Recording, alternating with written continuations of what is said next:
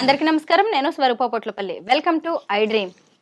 పిల్లల్ని సన్మార్గంలో పెట్టాల్సిన ఉపాధ్యాయులే దారి తప్పారు. రాజస్థాన్లోని చిత్తోడ్గఢ్లో ఒక హెడ్ మాస్టర్, ఓ టీచర్ ఏకంగా స్టాఫ్ రూమ్లోనే రాసలీలలకు పాల్పడ్డారు. ప్రస్తుతం నాతో పాటు ఆస్ట్రో సైకాలజిస్ట్ ఎస్వి నాగనాథ్ గారు ఉన్నారు. ఆయనతో ఈ ఘటనకు సంబంధించి అనేక విషయాలు డిస్కస్ చేద్దాం. నమస్తే నాగనాథ్ గారు. అసలు ఒక స్కూల్ని దేవాలయం అంటారు. అయితే అలాంటి దేవాలయంలో మళ్ళీ ఇక్కడేమో స్కూల్ టైమింగ్స్ అవి ఎంత ఘోరమైన చర్య అది. అంటే హగ్స్, కిసెస్తో పాటు ఇంకా ఏవేవో చేసేసారు. అసలు ఇలాంటి వాళ్ళ మెంటాలిటీని మనం ఎలా చూడాలంటారు? స్కూల్ దేవాలయం అన్నారు. స్కూల్ దేవాలయం అన్నది చాలా సంవత్సరాల కింద దేవాలయంలాగా ఉండేదన్నది నేను చాలా ప్రాక్టికల్గా చెప్తున్నాను. స్కూల్ ఇవాళ ప్రపంచంలో పెద్ద వ్యాపారం అంటే ఏదైనా ఉంది అంటే అది ఒకటి మెడికల్ వ్యవస్థ, రెండోది విద్యా వ్యవస్థ. గవర్నమెంట్ స్కూల్ వాళ్ళిద్దరు కూడా గవర్నమెంట్ ఎంప్లాయీస్. ఎందుకు నేను కార్పొరేట్ సంస్థలతోని కార్పొరేట్ ఎన్విరాన్మెంట్ కంపేర్ చేశానంటే, స్కూల్లో ప్రిన్సిపల్, టీచర్ ఇద్దరి మధ్యలో ఉన్నటువంటి it is an abnormal and unusual interaction.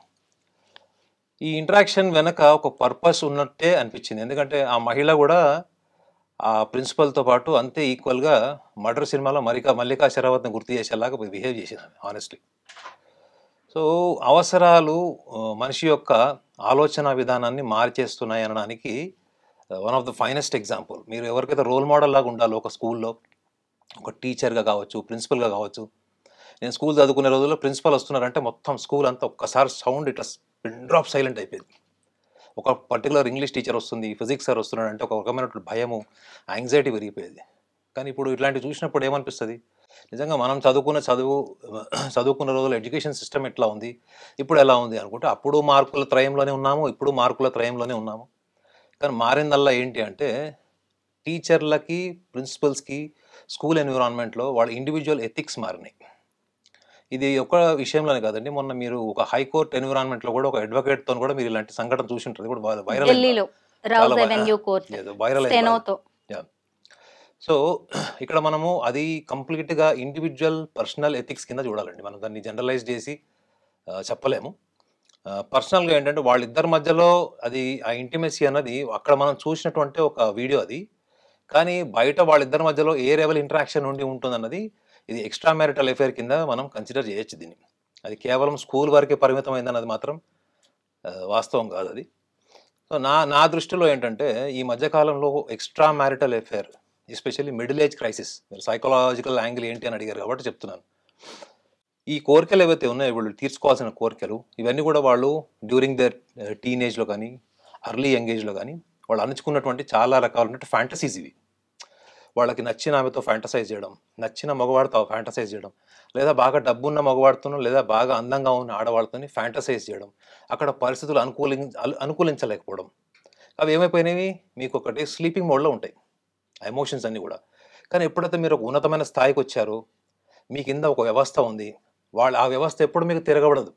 గుర్తుపెట్టుకోండి. ఈ వీడియోలో ఉన్నది ఏంటంటే ఒక సబ్మిసివ్ ఎన్విరాన్మెంట్ని క్యాపిటలైజ్ చేసుకున్నటువంటి వీడియో అది ప్రిన్సిపల్గా.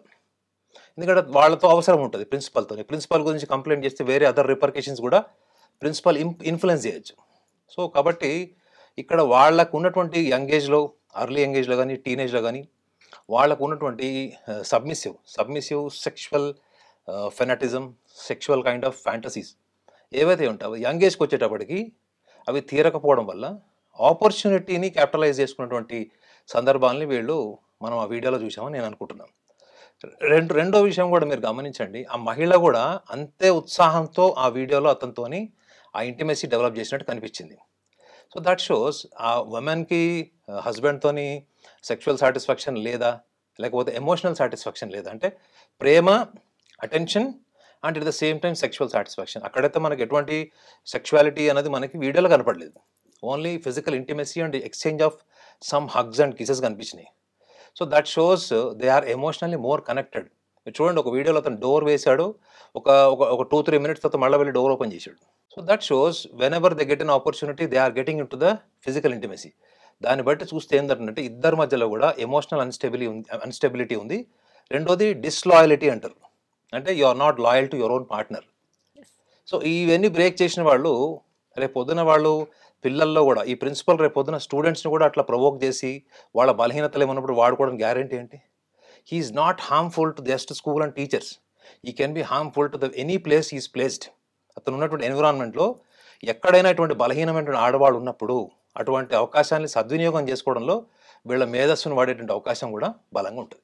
నాగనాథ్ గారు, ఇక్కడ షాకింగ్ అనిపించింది ఏంటి అంటే వీళ్ళిద్దరు కూడా సీనియర్ టీచర్స్. అతను హెడ్ మాస్టర్, స్కూల్ అందరికే బాస్. ఆయన ఆల్మోస్ట్ రిటైర్మెంట్ కి దగ్గరగా ఉన్నారు. ఇద్దరు కూడా 50 అబోవ్. మనం వీడియో చూస్తుంటేనే అర్థమైపోతుంది. పైగా డే టైం అది. వీళ్ళిద్దరు వీడియో వైరల్ అయిన అక్కడ సీసీ కెమెరాస్ ఉన్నాయి. వాళ్ళిద్దరికి ఆ విషయం కూడా తెలుసు. ఈ వీడియో ఎప్పుడైతే వైరల్ అయిందో అప్పుడు వీళ్ళిద్దరిని కూడా సస్పెండ్ చేస్తూ డిఈఓ ఆర్డర్స్ ఇచ్చారు. అసలు వీళ్ళు మళ్ళీ సొసైటీని ఎలా ఫేస్ చేస్తారండి? అసలు ముఖ్యంగా ఫ్యామిలీని కావచ్చు, స్టూడెంట్స్ని, సొసైటీని ఎలా వీళ్ళు చేసిన దాన్ని సమర్థించుకుంటారు? వాళ్ళు సమర్థించుకునే మైండ్ సెట్ ఉన్నాడు కాబట్టి వాళ్ళు అలాంటి యాక్టివిటీస్లో ఉంటారు మేడం. ఇప్పుడు మీరు డిగ్నిఫైడ్గా ఉన్నారు కాబట్టి మీ ఆలోచన ఒక రకంగా ఉంటుంది. ఆ డిగ్నిటీని బ్రేక్ చేసిన వాళ్ళకి సమాజాన్ని ఎదుర్కోవడానికి కావాల్సిన రాడికల్ నేచర్ కూడా ఉంటుంది. అవును, మా ఇష్టం అంటే తిరగబడ్డారు అనుకోండి. ఇప్పుడు ఆ మహిళ భర్త నువ్వు ఎందుకు చేసావు ఇట్లా అంటే, నా ఇష్టం, నీతో నాకు సుఖం లేదని అనుకోండి. ఏం చేశాడు హస్బెండ్ చెప్పండి. రెండవది, ఆమె పిల్లలు కానీ, ఆమె చెల్లెళ్ళు అక్కలు కానీ, తల్లిదండ్రులు కానీ, ఆమె సమాజం వాళ్ళు కానీ ఎవరైనా అడిగారనుకోండి, ఆమె ఒక అబద్ధం చెప్తుంది. నా హస్బెండ్తో నాకు సంతోషం లేదు, మీకు ఏం చెప్పాలి, 25 ఏళ్ళ నుంచి నేను ఎప్పుడు బయట పెట్టలేదు, సమాజం కోసం అన్నీ అణుచుకొని ఉన్నానని చెప్తుంది. అప్పుడు ఒక సానుభూతి వచ్చేస్తుంది. అదే ఈ పురుషుడు అనుకోండి, ఆమె నన్ను ఎంటైస్ చేసింది, ఆమె నన్ను ట్రాప్ చేసింది అని చెప్పినా కానీ నమ్మే సమాజం ఉంది. ఇప్పుడు అన్నీ జరుగుతున్నాయి కదా మేడం. ఎవరిని బ్లాక్మెయిల్ చేస్తున్నారన్నది బయటపడేవరకు ఎవరికి తెలియదు. సో వీళ్ళు సభ్య సమాజాన్ని ఫేస్ చేసేంత ఇంటిగ్రేటెడ్ హ్యూమన్ బీయింగ్స్ కాదు వీళ్ళు. ఫస్ట్ సమాజాన్ని ఫేస్ చేయలేకుండా తప్పు జరగగానే ఆత్మహత్య చేసుకునేవాళ్ళు, ఈ పాటికి వాళ్ళు సూసైడ్ అటెంప్ట్ కూడా చేసి ఉండేవాళ్ళు. మీరు అనుకుని ఇప్పుడు మీరు అనుకున్న యాంగిల్లో కనుక మాట్లాడితే వాళ్ళు ఈ పాటికి అది ఎప్పుడైతే వీడియో వైరల్ అయిపోయిందో భారతదేశం కాదు ప్రపంచం అంతా వెళ్ళిపోయింది. సో అలాంటప్పుడు వాళ్ళ గిల్ట్ ఎందుకు లేదు వాళ్ళకి? సో తప్పు చేసే వాళ్ళందరికీ లేదా సోషల్ నామ్స్ని కానీ ఫ్యామిలీ నామ్స్ని కానీ బ్రేక్ చేసే వాళ్ళందరికీ కూడా గిల్ట్ ఉంటుందని ఏం గ్యారెంటీ లేదు మేడం. అవి చాలామంది ఆ కైండ్ ఆఫ్ అట్మాస్ఫియర్ని వాళ్ళు రాడికల్గా ఫేస్ చేస్తారు వాళ్ళు. సో రేపు పొద్దున ఏముందండి, ఒక హైయర్ ఇన్ఫ్లుయెన్స్ ఎక్కడున్న పొలిటికల్ ఇన్ఫ్లుయెన్స్ చేసుకొని ఇంకొక స్కూల్కో లేకపోతే ఇంకొక డిపార్ట్మెంట్కో పోస్ట్ చేయించుకుంటాడు. ఈ విల్ సర్వైవ్. సో మన సమాజంలో కూడా ఏంటంటే తొందరగా మర్చిపోయేటువంటి సమాజం కూడా ఉంది. సో కాబట్టి అందరూ దీన్ని సీరియస్గా తీసుకుంటారని నేను అనుకోవట్లేదు. మెయిన్ వాళ్ళు ఎవరైతే వాళ్ళ సొసైటీలో ఎవరైతే ఐడెంటిఫైడ్ పీపుల్ మెయిన్ ఉంటారో, ముఖ్యంగా స్కూల్లో ఉన్నటువంటి స్టూడెంట్స్ కావచ్చు, స్కూల్లో చాలామంది స్టూడెంట్స్ రోల్ మోడల్గా తీసుకొని ఈయన అప్రిషియేట్ చేసిన వాళ్ళు, ఈయన రోల్ మోడల్గా ఫాలో అయిన వాళ్ళందరూ కూడా it is just a shock, but short for some time. ఎందుకంటే స్టూడెంట్స్ ఎవరి యాంగ్జైటీ వాళ్ళకు ఉంది, పర్ఫార్మెన్స్ యాంగ్జైటీ. పేరెంట్స్కి ఏమో వాళ్ళ పిల్లల ఎక్స్పెక్టేషన్స్ వాళ్ళు బిజీగా ఉంటారు. వాళ్ళ రిలేటివ్స్ వాళ్ళందరూ కూడా ఒక వారం రోజులు మాట్లాడుకుంటారు. వీళ్ళు ఏముంది, కొన్ని రోజులు వీళ్ళు సోషల్ గ్యాదరింగ్స్కి ఫంక్షన్స్కి వెళ్ళకపోతే ఆటోమేటిక్గా అందరూ మర్చిపోతారు. దీనికన్నా అడ్వాన్స్ న్యూస్ ఇంకోటి ఏమైనా వస్తే దాని మీద చూస్తారు. ఏదైతే బ్రేకింగ్ న్యూస్ ఉందో వాళ్ళు అదే చూస్తున్నారు. కాబట్టి వీళ్ళకి కూడా పెద్ద సిగ్గు ఏం లేదు. మనం ఏం చేసాం అయిపోయింది, ఏముంది. ప్లస్ కోర్టు ద్వారా దీనికి ఏమైనా సమస్యలు వస్తాయా, లీగల్ ఇష్యూస్ వస్తాయా, ఇవి వాళ్ళు ఆలోచించుకొని వాళ్ళు ముందు జాగ్రత్తలు తీసుకునేటువంటి మైండ్ సెట్తో ఉంటారని నేను అనుకుంటున్నా. తప్ప వీళ్ళు తప్పు చేశాం కదా డిప్రెషన్లోకి వెళ్ళిపోయి బాధపడిపోయి అయ్యో రేపు పొద్దున్న సమాజాన్ని ఎట్లా ఫేస్ చేయాలంటే ఉన్నతమైన స్థాయి ఆలోచన ఉంటుందని నేను అసలు అనుకోవట్లేదు. ఇల్లిసిట్ అఫైర్స్ అనేది ఇప్పుడు కామన్గా మారిపోయాయి. ఈవెన్ సుప్రీం కోర్టు కూడా అది తప్పు కాదని చెప్పేసింది. అయితే ఇక్కడ మ్యాటర్ ఏంటంటే ఇక్కడ అఫైర్ అనేది కాదు, అంటే అది ఒక school, day time, CC cameras ఇలాంటివి చాలా ఉన్నాయి కదా. ఇప్పుడు ఈ ఇన్సిడెంట్ అనేది మిగతా ఇలా భయం లేకుండా ఒక ఉంటుంది కదా, కామాతురాణం నా భయం నా లజ్జ అని ఇలాగ వ్యవహరిస్తున్న వాళ్ళకి ఇది ఒక లెసన్ అనుకోవచ్చా? ఇప్పుడు ఒక ఇన్సిడెంట్ ఎవరికి ఒక లెసన్ కాదు మేడం. ఎందుకంటే ప్రతి ఒక్కళ్ళల్లో చాలా మటుకి 10 మందిలో 6గురికి ఆ కోరిక ఉంటుంది మేడం. ఇప్పుడు సుప్రీంకోర్టు ఆర్డర్ అని మీరు అన్నారు. సుప్రీంకోర్టు కూడా ఏం చేస్తుంది చెప్పండి? ఇంత టెక్నాలజీ పెరిగిపోయింది. టెక్నాలజీ లేని కాలంలో ఏర్పడినటువంటి చట్టాలు టెక్నాలజీ పెరిగిపోయిన తర్వాత అది మార్ఫింగ్గా తెలియదు, అది రియలా తెలియదు. కానీ కోర్టు చుట్టూ తిరిగి విడాకులు తీసుకునే వాళ్ళు ప్రతి సెకండ్ ఫ్యామిలీలో, ప్రతి థర్డ్ ఫ్యామిలీలో ఈ extra marital affair, illicit affairs ఉన్నప్పుడు కోర్టు ఏం చెప్తుంది చెప్పండి? సెక్స్ ఈజ్ యువర్ చాయిస్ అని చెప్పేసింది. It is your choice, you decide. You want to stay with your husband or with your wife, or you want to stay with your boyfriend or girlfriend. That is your headache.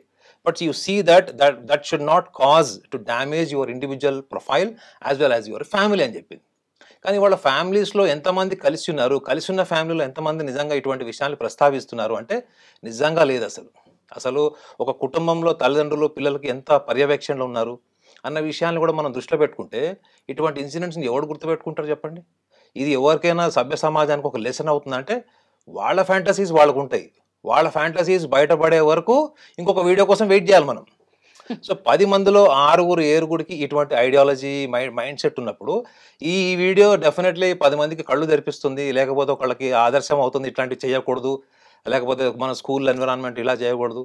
నేను ఎన్నో చూసాను madam నా కెరియర్లో. స్కూల్లో principal స్థాయిలో ఉన్నవాళ్ళు స్టాఫ్తో ఎట్లా behave చేస్తున్నారు, వీళ్ళు స్టాఫ్తో ఇట్లా బిహేవ్ చేస్తుంటే ఆ మిస్బిహేవ్ చేసిన ఆడవాళ్ళు, స్కూల్స్లో కాలేజ్లో డబ్బులు దొంగతనం చేసేసిన వాళ్ళు, వాళ్ళు స్టూడెంట్స్తో అబ్బాయిలతోని, టీచర్స్తో అమ్మాయిలు కానీ, వాళ్ళు ఎలా మార్కుల కోసం ఎట్లా ఎమోషనల్గా వాడుకుంటున్నారు, ఇవన్నీ నా కెరియర్లో నేను చూశాను. సో కొన్ని బయటికి రాలేక మంచిగా ఉండిపోయారు, కొన్ని వీడియోలు బయటికి రావడం వల్ల మనం మీడియాలో చర్చించుకుంటాం. Thank you so much Naganath గారు. ఈ ఇన్సిడెంట్ మీద చాలా మందికి ఉన్న డౌట్స్ అనేది మీ అనాలిసిస్తో క్లియర్ అవుతాయని నేను అనుకుంటున్నాను. Thank you so much.